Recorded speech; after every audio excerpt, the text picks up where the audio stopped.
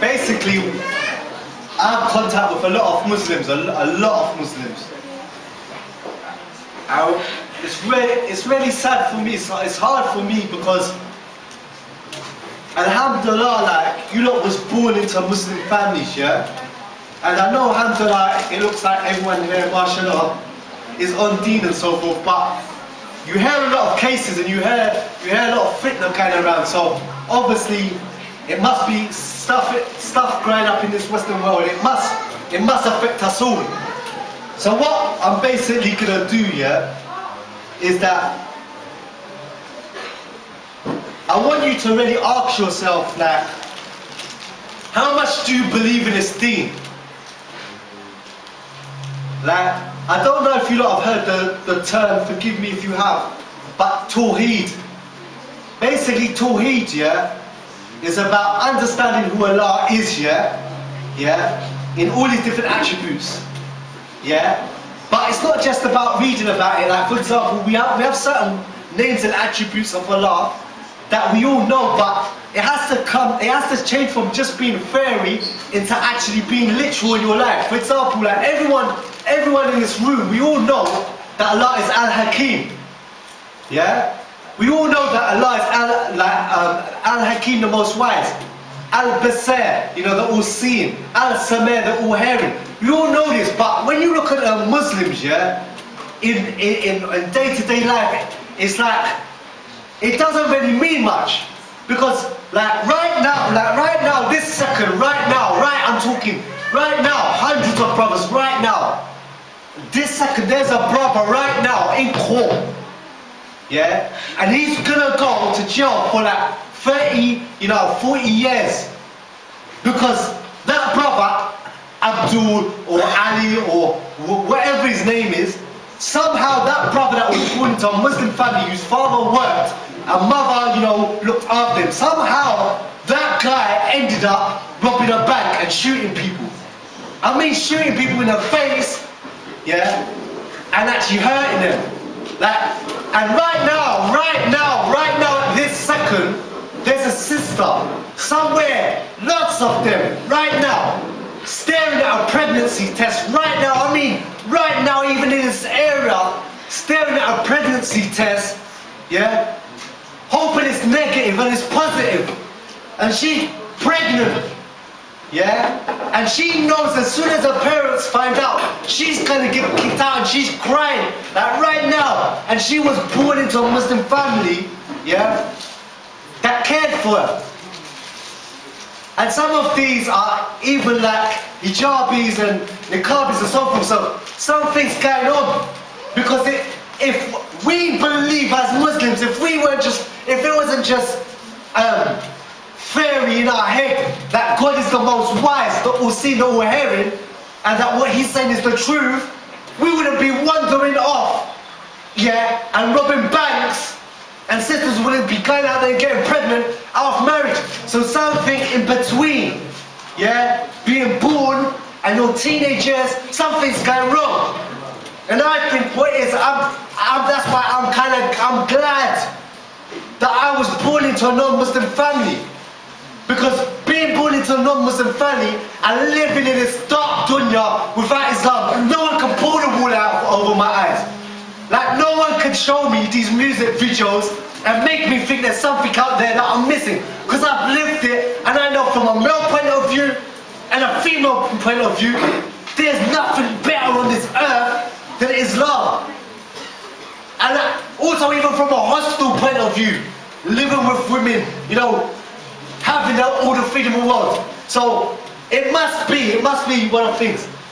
Either when we read as little kids growing up, hearing that Allah is Al-Hakim, Al-Basir, Al-Samir, the all-wise, the all-seeing, the all-hearing, either it's that we don't truly believe it, or this society, yeah, we know what Allah says, but we're just curious of what's going on out there. Because wallahi, man, it's painful when I see sisters, yeah, whose mother wears hijab, whose brother's on Deen and wears phobia and this, that and the other, who know about tribalism. It's painful for me when she thinks that there's some fun line out there and she takes off hijab, yeah, or she starts listening to music, or she starts putting up makeup and doing that and wearing stretched jeans.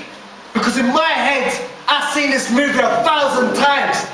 And all that happens is that that sister is about to get teared up. And that's the sad thing about this life, is that you have to be smart enough to know that people in this day and age, they lie to you. Brothers as well. People are gonna lie to you. TV's gonna lie to you. Music videos are gonna lie to you. Papers are gonna lie to you. So when I see Abdullah, like I see these brothers, it's like I see young brothers, and I smile and give them a big smile, show all my teeth, and I say Assalamu alaikum. And they got this screwed up face. Yeah, and they're walking like a certain way, yeah, and it's like they whisper something. I don't know if they salam me back or what, but it's like, bad man don't say salam alaikum or something. That's what the expression on their face is like. I don't say salam alaikum because I'm a bad man, and I don't use them words because I'm hard. But the reality is, when I see you like that, when I see young brothers screwing up their face, walking down the street like they're bad, you know what I'm saying, listen to music and this, that and the other, I just see you as a fake. And it's not about judging, because wallahi, all you brothers, the brothers that are listening to music and thinking you got a hard life because you listen to Tupac and Biggie, and you got a rough life, your life is like Play-Doh, it's a joke. You got an easy life. You ain't starving, you ain't not got clothes, you ain't homeless, you ain't really got no real problems. And the way you're walking down the street, like your face is screwed up, or like something is really wrong. You know, when you're going to school and you're getting clothes on your back and you've got heating and you've got electricity and stuff, what's the screw face for? Why are you angry? Why are young brothers who come from your father's there, your mother's there? You know what I'm saying? You slept in a nice bed, you had your favourite cereal. You see what I'm saying? Your dad might even be paying for driving this. What's the screw face for? You're unhappy about what?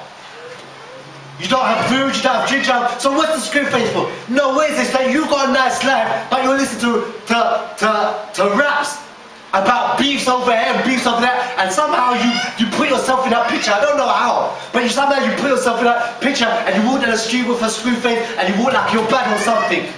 But really, it doesn't apply to you. And then you find these brothers, I don't understand, and that's the thing that happens with this life. When you start living this Deen and stop being yourself, because you're not being yourself, yeah? Because when I see these brothers, you're trying to pretend to be bad. Because I know the difference between a bad boy and someone who's pretending, yes? And don't worry, one day, brothers, you will bump into that character. I'm talking about, like the Prophet said, sallallahu alayhi wa sallam. He said that you have a heart, yeah? And that heart is white. And every time you sin, you get a black spot on your heart. Until you sin so much that your heart becomes black and you don't feel nothing. Yeah? And I'm talking about, if you carry on living this life of walking around like you're hard and desire, don't worry, one day you will meet into this black-hearted individual, because that's not you. You're not really the type of person that can cut someone in the face and laugh about it. You're not really the kind of person who can throw acid in someone's face and find it funny. But if you keep on walking around like that, one day you will bump into them, because I know many of them, and all it takes you to do is to be screwing your face in the wrong area.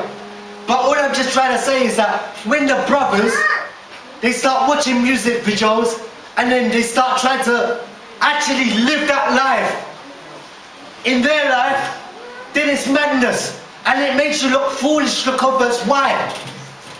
Why do brothers, I say, why do people rob and steal? Why do Catholic boys rob and steal?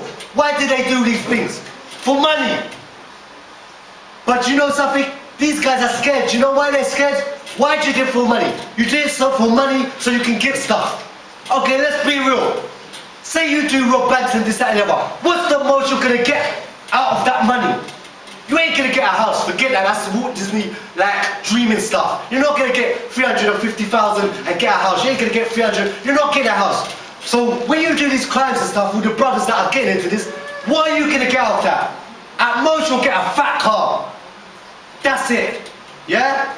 Nice pair of clothes or nice pair of trainers. You ain't gonna get anything more than that. So ask yourself, as a Muslim, a human being, Abdullah, Abdurrahman, ask yourself, is it worth you putting yourself in that predicament where you can go to jail, yeah, for a nice car? Ask yourself that question. Is it worth you doing robbing, selling drugs or whatever to put yourself in jail for a nice car? Ask yourself, is that what you're worth? A place where you have to be in jail, yeah, and you share it a cell with someone else, and every time he goes to do his poo, you have to burn a candle. Is that what you're worth? Is it really worth doing these crimes, yeah? To be put in a place where you'll be locked up for 23 hours a day, yeah? And someone else is in control of your life. They tell you when you can go to the toilet. They tell you when you can eat. They tell you when you can sleep. Is it really worth it? So you got to ask. So what I'm saying is that anyone who's going down that rude way, starting to get into it and start walking a certain way, act a certain way, be rude to your parents, I'm asking you, where's the destination that you're leading to? What are you trying to get? Because the reality is that this is what happens when you start listening to music, yeah? You start to get blind, because when you start to listen to music, you start to get blind, because you know what? Allah already blessed you. If you want to know how to make money, it's very simple. You're going out there because you're watching music videos, selling drugs and robbing people and this, that. But the fact of the matter is, you see your father, who's driving a bus and doing overtime, he makes more money than most of you out there robbing and stealing. And even most of the people on road. And his job is legit. But because you started listening to music and stopped listening to Quran and stopped going to lectures and stuff, you started to believe in this Walt Disney street dreaming stuff. And now you've tried to venture down it. But the reality is, your father who owns the internet cafe, who drives the bus or is a cabbie, he's making more money than any of your man's on road anyway. But that's how Shaitan gets you, because you think they don't know about life. And the same thing affects the sisters. And the saddest thing about the sisters is that Islam has blessed you, like, unless you've lived, yeah, in this world as a non-Muslim, you know, man who knows Muslim girls, or you've actually spent a lifetime as a non-Muslim girl, I don't think you know how ugly it is out there. Like from the outside looking in, yeah, it's cool in the videos, everyone's smiling, she's walking down the street, she's turning all the guys. Yes, that's cool, that's a video. But I'm saying, wallahi, as a Muslim woman born into a Muslim family, there's no one that's got a better life than you. Wallahi, but that only comes if you practice the Deen. But it's the same thing, how music affects sisters, it affects, the same way it affects brothers, it affects sisters. Because you have a sister, she's born into a Muslim family.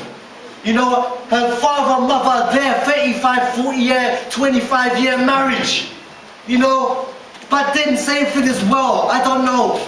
For some reason, she knows Allah's Al-Hakim, Al-Basir, Al-Sameh. She knows it. She reads it, she hears it.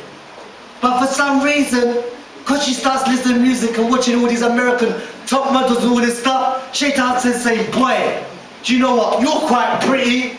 You got quite a nice body. You make see these non-Muslim girls at school talking about they're going to lick this boy and that boy. You can get attention. Why don't you know, just get some tight clothes and get out there? You're guaranteed to get attention. And for some reason, even though they know what Allah's saying is the truth, and Allah said that there's no happiness, there's no joy, there's no sakina, there's no tranquility in living that life and going out without hijab and stuff like that, sisters still get fooled. And then what happens? You find a girl called Aisha, you know what I'm saying? Who, I don't know, she puts on skin tight clothes and she does the makeup, she does her hair, this, that and the other. And then some guy, yeah? Some guy says, oh, you come here. Or basically calls her and asks her for a number. And somehow she translated her head, give me your number, or can I have your number, into I love you. and I want to spend time with you, and I care about you, and so forth. And somehow, this girl, yeah, Aisha, who knows what Allah's saying and stuff, she ends up, you know what I'm saying, having a relationship. And what happens after the guy gets his stuff? He dashes her to the side. And really, you were never a girlfriend. You were never number one. You were just another number in his phone of girls that got smashed this month. And you gotta ask yourself, you have to ask yourself, why? Why? How would we move in not wearing hijab make guys take you seriously? Ask yourself this question. Ask yourself, why did this guy stop you? Ask yourself this one question. If you're getting into this thing and you're feeling tempted and you mix with these girls because you don't see the full picture. I lived in a hostel with girls, yeah? And I've seen the life of a non-Muslim woman is a present, because why? Men approach non-Muslim women for what reason?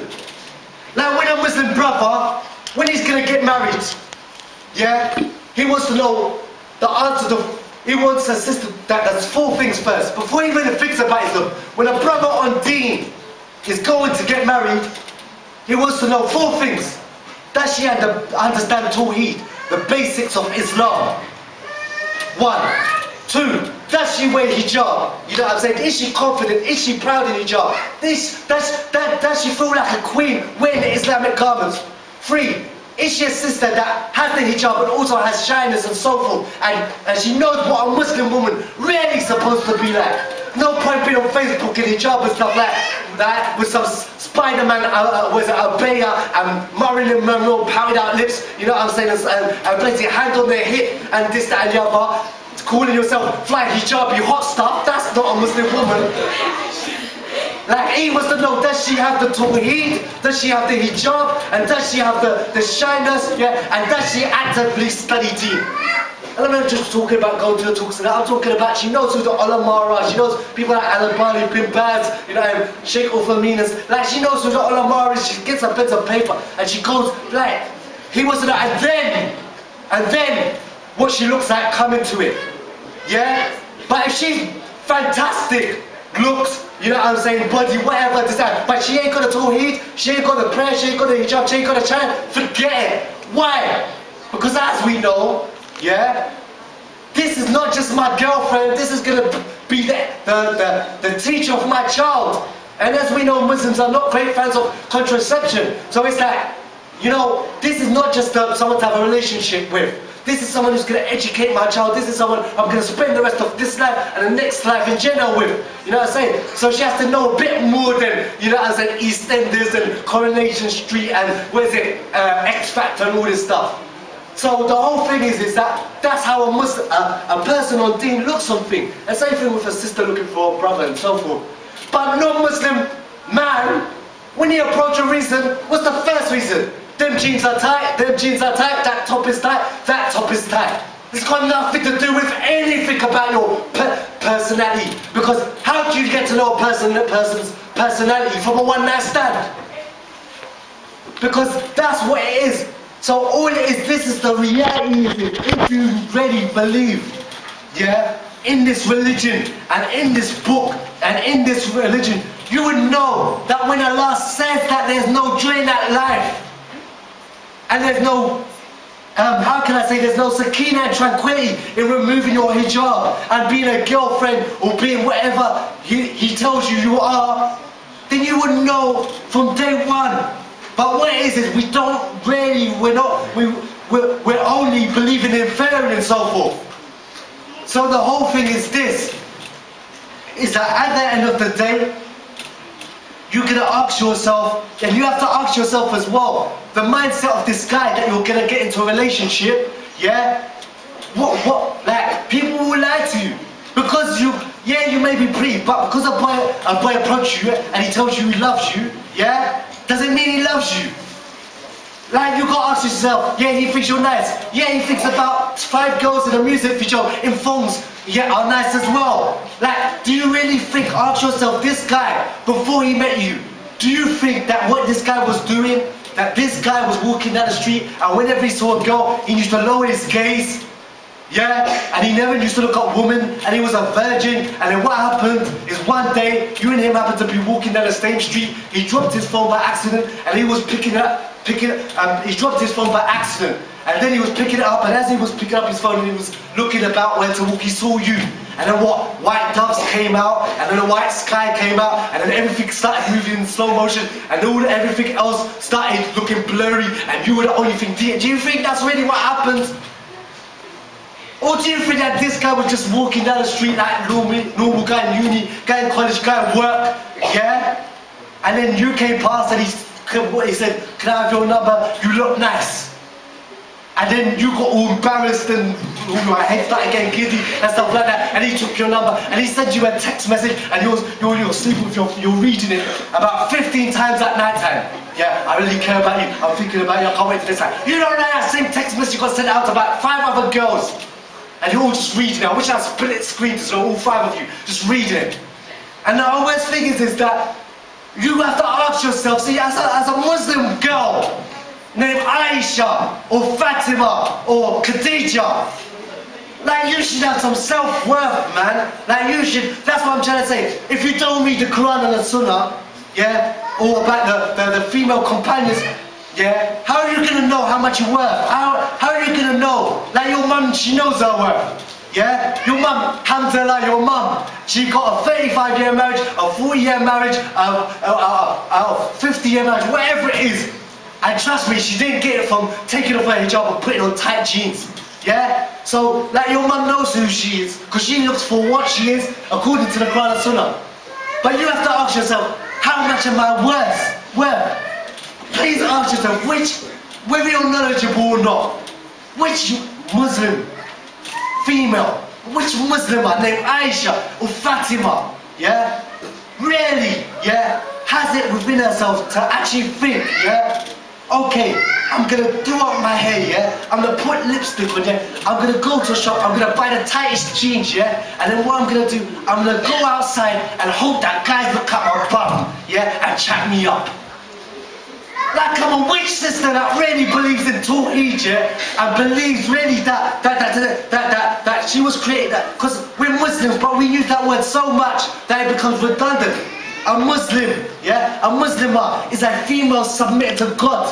So how does a female submit to God purposely go and buy jeans that she knows are too small, that they're so tight that her bum pops out, yeah? Puts it on, does the makeup, puts on a tight top, and go outside hoping that guys will check out her bum. And if he's ugly, she cuss him down. But if he's nice, she giggle, get embarrassed and give him the number. Like, what type of heart does that, man? What time? There should not be not one Muslim girl, no one, I don't care whether she has knowledge or not, there should not be one Aisha, one Fatima, one Khadija, yeah, that purposely goes and buys tight jeans, tight tops, put makeup on and goes outside hoping that guys will check out her backside, hoping that guys will check out her chest, man. We're like, that is I understand non-Muslim women, yeah, because what is when you live a life with no guidance, yeah, you have no alternative. You have no alternative. So I understand, yeah. A non-Muslim woman born into society, she's told that the only purpose you have in this life, yeah, is to look sexy. That's your life. It's not to get a career. Because even the women that work in the office, yeah, you see how the men work, yeah, how the men go to work dressed, and you see how the women go to work dressed, yeah. And you know, one looks like he's going to work, and one looks like they're going somewhere else. Yeah? So what I'm trying to say is that, and they don't get paid the same either. So, like, even the news presenters, the women on the news and stuff, you never see a guy presenting the news, yeah, in a vest, yeah, and some CK boxers. So why is the woman on the news with cleavage, this, that, and makeup, this? Like, I want the news, mate. That's what I want, the news. I don't want to see your cleavage, you know, legs and this, that, and the other. You know what I'm saying? Why is it a guy got just a shirt on with his six-pack showing it? Like what? Like, what is it? You're telling the news. Why? Because a woman doesn't really have, in this society, doesn't really have, you know what I'm saying, a purpose apart from looking sexy, having sex with, and then dashed. You see what I'm saying? But if you live in living a life with no guidance, I understand why you do that, because society lies that dressing like that, you'll get love and attention and this, that, and that. But a Muslim woman who copies, who's born into a family of guidance, yeah, who sees their mother and father with a solid, stable marriage, yeah, who looks towards that life, and by watching a couple of music videos thinks that she can get more, than what Allah said, yeah? How is it possible? How is it possible that a human being thinks that if they disobey Allah, yeah, and take off what Allah says, that they will somehow reach happiness? Yeah, and it's just clear to say, there is no woman on the face of the earth. You can go Hollywood, you can go, music industry. I say, there's no amount of women, and there's no type of women that gets the amount of love, respect, and honor that Muslim women get. These girls you see, like all these girls you see in the music videos and this, that, they don't get respect. They get a couple hundred dollars to dance naked and treated like crap. Yeah. These women in Hollywood and this, that, and the other. You think they really, for every one long Hollywood marriage, I can bring you maybe 30, people from Somalia, from Egypt, from Eritrea, from Sudan, wherever. Yeah, that got longer marriages. So the whole thing is that, look, whether it's marriage, whatever it is, Allah has given you the best. So if you want to be tempted, yeah, by that life, then at the end of the day you will find out. Either you'll read in a book and find out Allah is Al-Hakim, yeah, the most wise, or you will live that life, and when, you know what I'm saying, you phone the guy and you tell him you're pregnant, and he tells you, you better kill it, yeah, and then you phone back again, and next thing you get, sorry, the number you're calling is currently unavailable, and he throws that chip in a bin, yeah, and you know that you're pregnant and you're going to get kicked out, and you're going to be somewhere in a park bench with bogey coming out your nose, saying, yeah, it's true, Allah is Al-Hakim, yeah, then you will know, but Allah's already told you. So if you want to believe, by taking off clothes, that God will take you seriously, then do it, yeah, but if you actually believe in the Quran, then follow it. And I will just say, there's no other woman on the face of this earth, yeah, that will get a brother, yeah, or a man, yeah, that will, one, marry you, yeah, plan to be with you for the rest of this life and the next, yeah, and also get married to you publicly, yeah, and let everyone know, yeah, there's no one. No guy on road, trust me, they see these girls, all these black girls thinking about independent women and yeah, I'm my own woman and I buck up my own car, I got my own job. Yeah, because you have to. You ain't got no, it's not like you got a choice.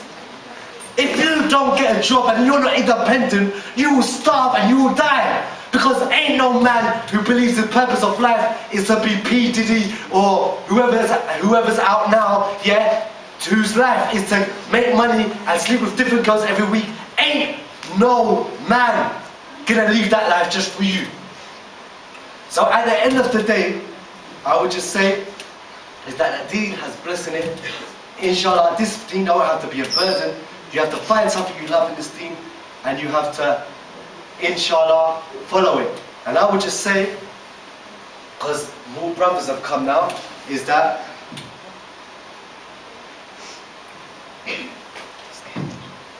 alhamdulillah, that mashallah, it looks like a lot of people are practicing and so forth.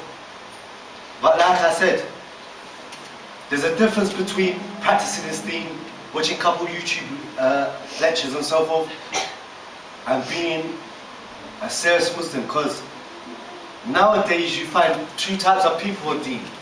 You know, like you'll find, that's what I'm saying, you might find a brother who's practicing Deen. Yeah, he might have the imagery and everything and this, that and the other and so forth. But you'll see him, you know, music videos, doing gun signs, you know what I'm saying, spliffing his mouth and so forth.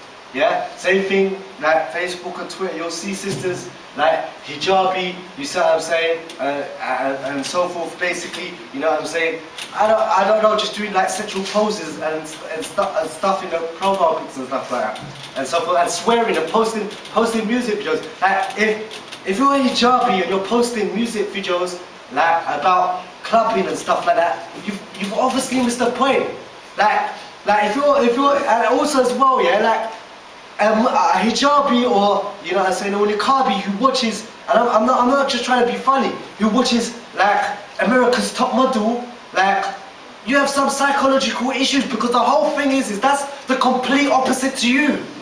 Like, because the whole thing is that you have shyness. The whole point of hijab and this, that and the other and so forth is to be shy and modest and follow women like Mary and the female companions and so forth and so forth. Yeah, and the whole thing of America's Top Model is walking around with hardly no clothes with your underwear shorts.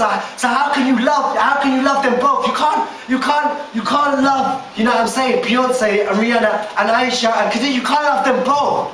How can you? Because for you to love them both, that means you must love shyness and love like being a Jezebel. You can't. How can you love both?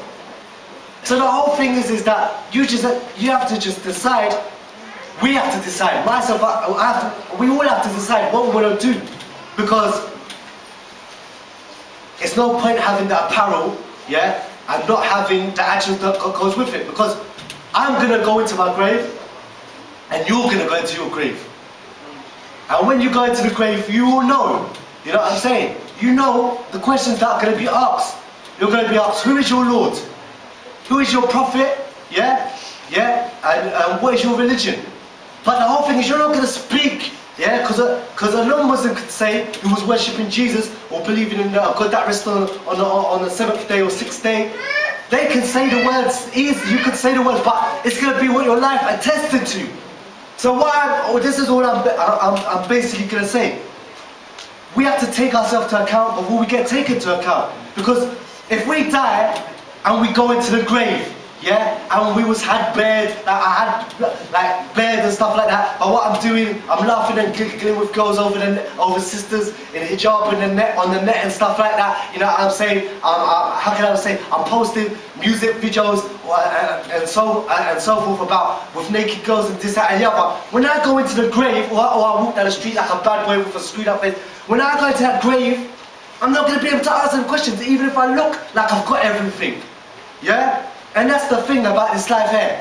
No one can force me or you to take Deen seriously. You got the freedom in this life here. You got the freedom to do what you want. You can buy the tightest jean. You could, you know, you could put 150 pictures of you in Facebook with your lips out, you know, makeup on and this, that, and the other and so forth. Different poses, bum showing this. You could do whatever you want because you have free will to do whatever you want now. So Allah's not forcing us to do anything here. But when we go to the grave, the rahmah stops.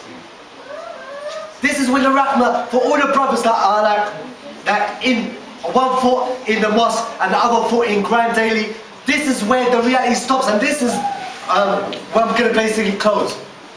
Be serious with yourself and surround yourself with good people.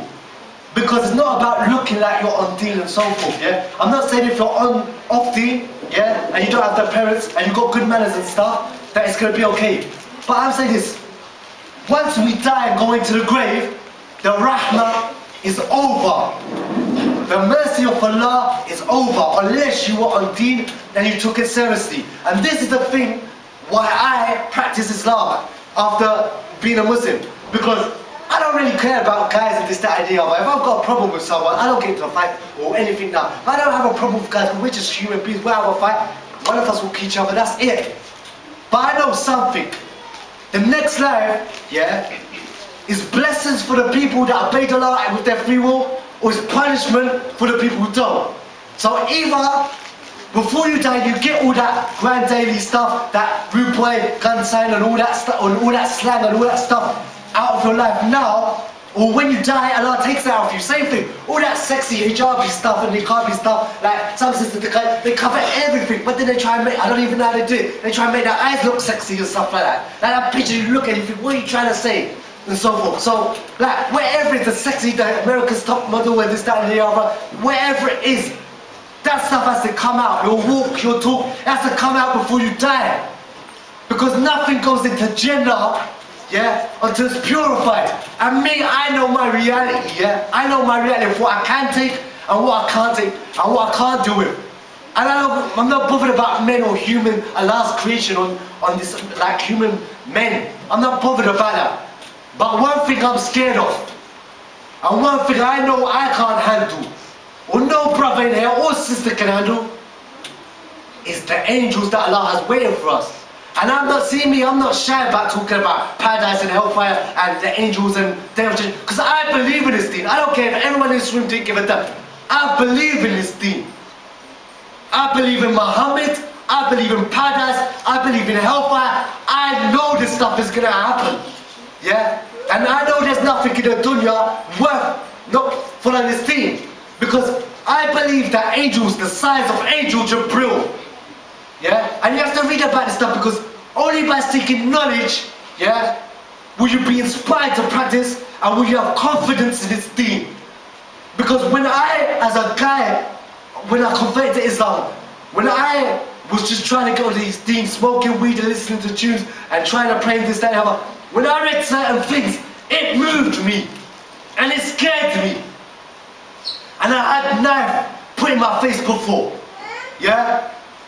And I've had people want to do me certain things, and I've done certain things, but this literally scared me, because I believe in this book and I believe in the hadith. And the thing is this, I believe the punishments in the next life are real.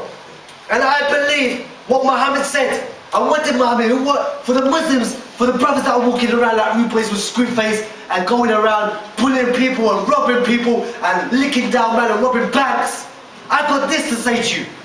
You know what? The only way you can be a rude boy or bad boy, yeah, is to be distant from Allah. And the only way to be distant from Allah, yeah, is to not care about what's in the next life. Because there's not really a real rude boy or bad man. Because in Islamic terms or Deen terms, you're not a rude boy or bad boy. You're a bully of Allah's creation. You're oppressor of Allah's creation. So when you go around licking down man, yeah, for, what is it, for a nice car or clothes or that, and you rob banks or you sell drugs, and you're a destroyer of Allah's creation. And if you spend your whole life hurting people, selling drugs, mashing up people's societies, and you go in the grave, I'll tell you this, that same angel, like Angel Jibril and angels like him, Muhammad, peace be upon him, was an Arab, and he was a man. He was a real man. He's not like these JLS, gay lesbian, what is it, girly man, ballerina guys. He was a real man. Muhammad was like a man with a beard, and he was an Arab, and he was from the Arabs. But Muhammad, sallallahu alayhi wasallam, he never used to harm anybody, and he never used to hurt anybody, and he was known as Al-Amin, the trustworthy one.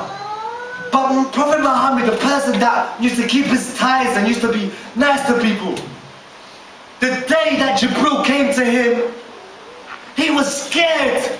I remember Muhammad was a shepherd in a desert, so he's used to wolves and all these strange noises at night and these scary beasts and stuff like this. But he was a good firm person before he became a prophet. So he never harmed anyone, and he wasn't scared of anyone. And he was a man. He was a real man. You see what I'm saying? But when Angel Jibril came to him, he ran. But why did Prophet Muhammad sallallahu alayhi wasallam, why did he run? He was a man. Why did he run? Because when you see the things from the next life, the afterlife, it's not like a hench guy or a tall guy or an army. It's stuff out of this world. And what did Prophet Muhammad say that Jibril's description was? And I believe in this, and I'm scared of this, and I know there's going to be millions of these angels. It says in the hadith that when Angel Jibril came to Prophet Muhammad for a good purpose, not to punish him or to hurt him, when Prophet Muhammad saw Angel Jibril, he was a silvery grey complexion. He had 600 wings.